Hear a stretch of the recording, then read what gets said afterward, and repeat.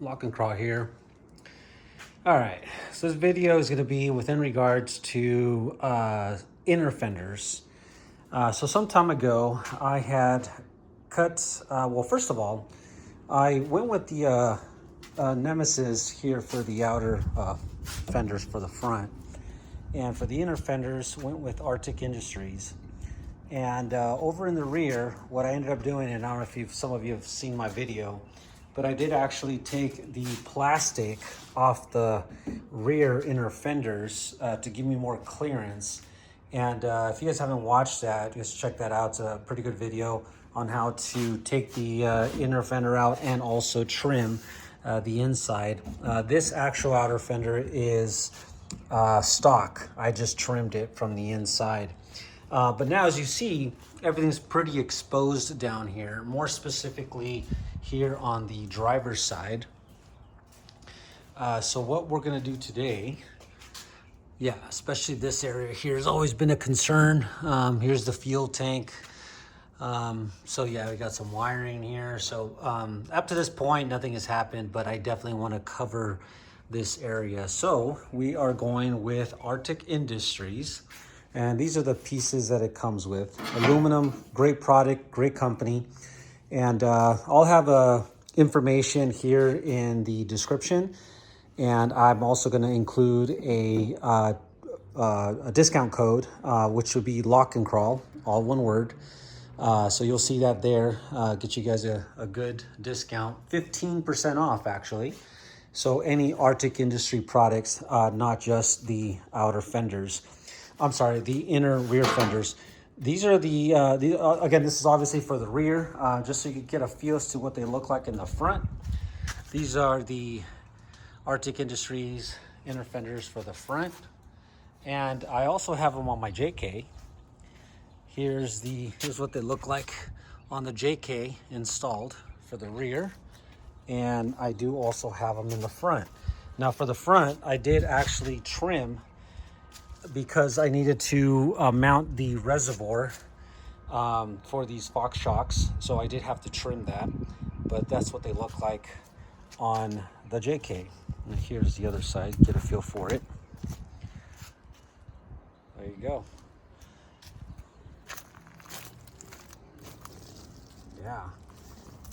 Yeah, and these inner fenders, the aluminum, they're fantastic.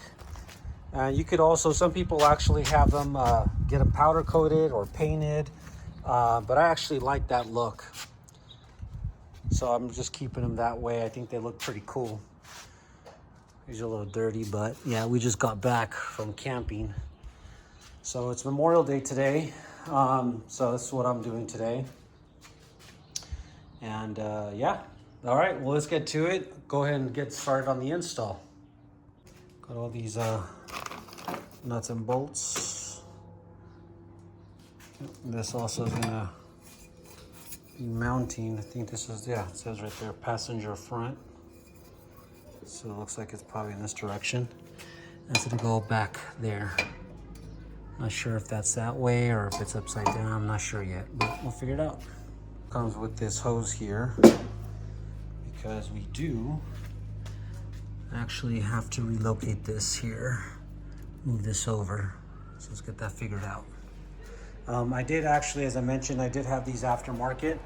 On my other video, when I said, mentioning how to remove your stock rear trim or the back outer fender, I did have these aftermarket that I did have to rivet in.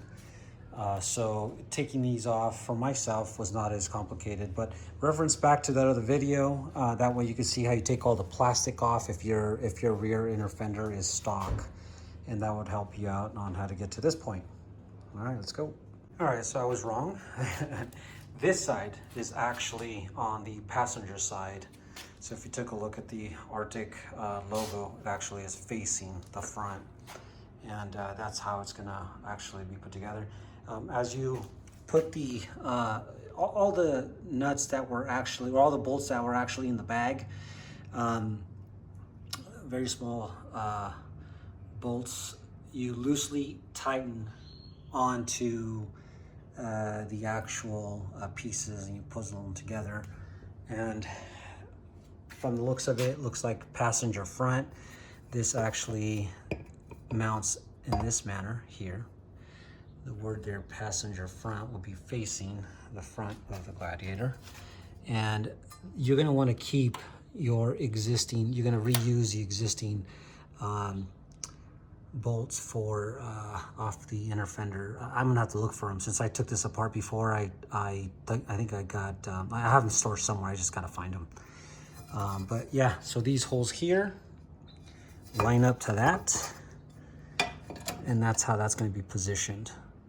And then if you look at here on the other side, that is where this is gonna line up to, right down here. So it's gonna be mounted like that. Like that. There you go. All right, let's get to it. So I'm gonna just get started with the passenger side. So I'm gonna go ahead and take this one off now, since I put this one together. So we'll get started with that. All right, so I found my screws. So that's cool. Went ahead and installed it.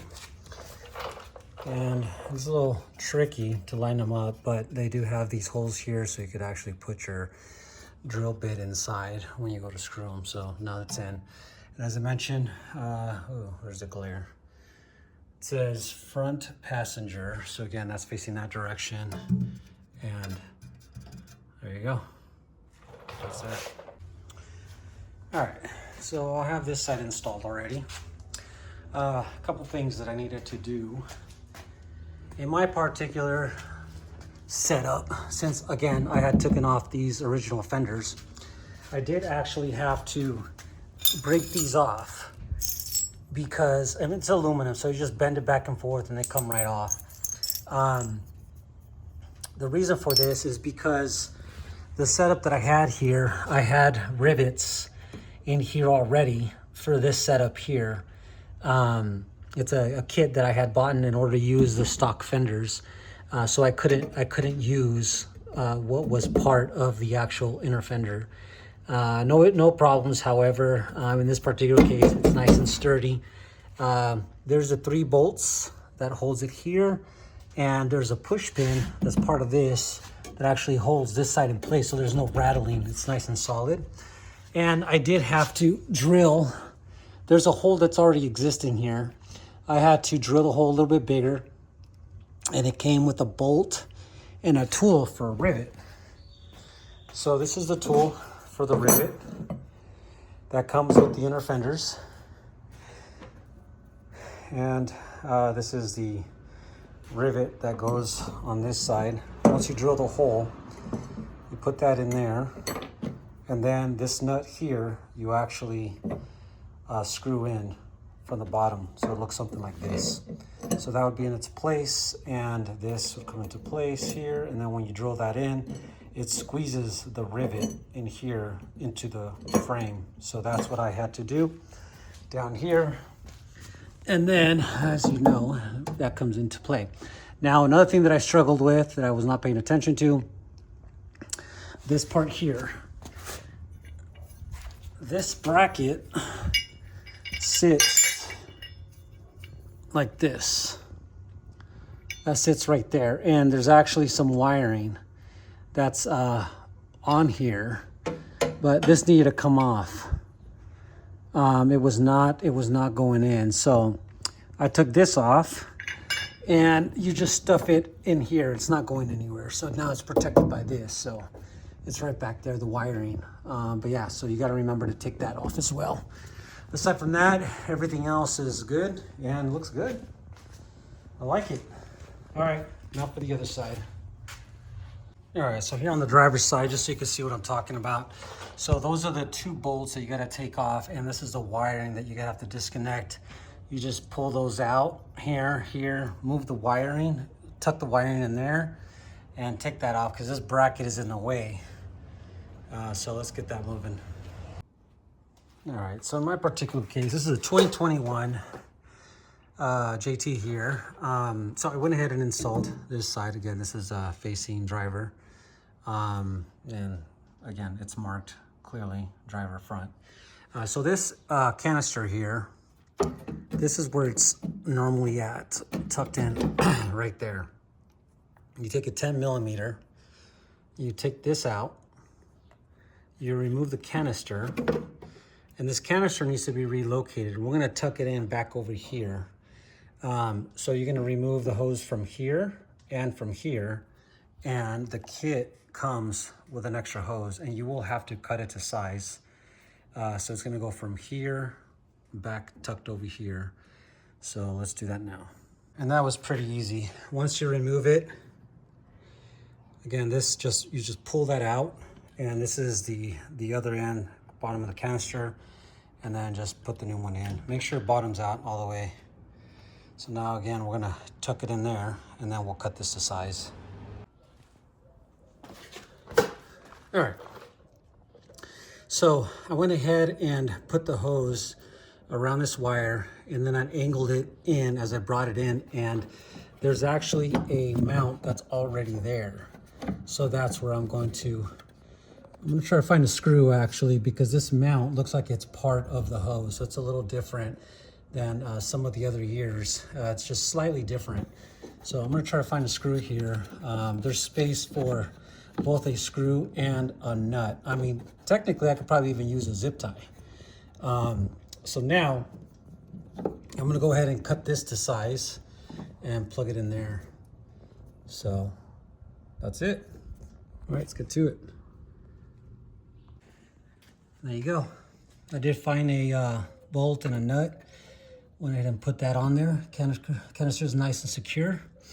Went ahead and cut the hose down to size and connected it, and there you go. So now it frees up this whole area right there to tuck everything in. So I'm gonna have to do the same thing. So as I mentioned, I have these rivets, and if you took a look at the back, with that spacing, yeah, there's no way that these are gonna work for me in my particular case. If yours is still stock, it's gonna work for you. But in my scenario, it is not. So no worries.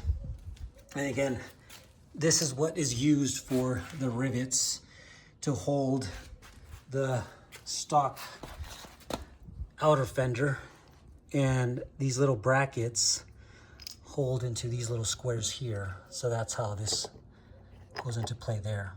So these work very well, and I do want to just keep these outer fenders. I think they look good after you cut them to size. They hold up pretty well, and they look good. So I'm gonna go ahead and do the same thing because I prefer keeping the rivets. I'm gonna go ahead and trim these. And again, it's aluminum, so you just fold back and forth a couple times and they'll break off. All right, doing that now.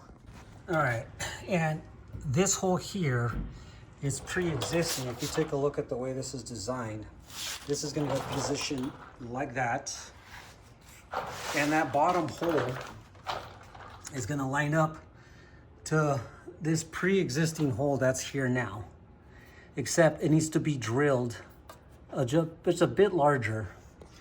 So I'm gonna go ahead and drill the hole a little bit larger. And then, as I did on the other side, I'm gonna put this rivet in there and use this tool to tighten that into place. And yeah, let's do that next. So in order to drill this hole a little bit larger, I did have to loosen up the exhaust in order to give me a little bit more play. I just moved the exhaust slowly down, and I put my drill bit in there and managed to be able to drill that hole. Just thought I would mention that. All right, since I couldn't get a right angle with my drill, or my impact here, I used a small ratchet, went ahead and used the tool. There's a rivet, and there you go. You see it's already kind of squished there, so it should hold into place. And again, I just use my ratchet, so you don't always have to use an impact or a rivet gun. This tool works pretty good. And again, the exhaust is kind of in the way to be able to use the impact, so that works. All right, let's get this thing installed. And this is actually how it looks after I broke these ends off. And again, just a reminder, it's aluminum. You just bend it twice and they come off. If you're stock, keep those on. Obviously, it's gonna work for you. It's designed, it's worked for a stock Gladiator. My rivets, it works best for me, how my setup is. So you know how it goes. You gotta customize some things. But in my scenario here, this is how it's gonna work. All right, let you see the aftermath once I'm done. Fully installed. Looks good. This side, I did have to do some modifications. That canister, I did have to actually take that screw or the bolt and the nut off and actually move the canister a little further up. And I did get the longer hose and actually run it over and ran the canister hose down through this area. And I did have to push it in a bit in order for it to work. And again, I did have to cut those ends there in order to make it fit. But yeah, there it is. Yeah, and I do have to put that bolt in a little bit in more, so I'm working on that. But there you go. Looks good. Looks real good. There you go. Again, please like, subscribe, share. If you guys like this content, really appreciate it. And if you guys want any Lock and Crawl merchandise, we got hats, hoodies, tank tops, t-shirts, lockandcrawl.com, or the link is in the bio. And in the description, I'm going to put information on the Artec inner fenders for what we did today. And anything on Artec, use Lock and Crawl, spelled just like that. Lock and Crawl discount code will give you 15% off of any Artec Industries products. So appreciate your support. Thank you for watching. Until the next one, you guys be safe out there.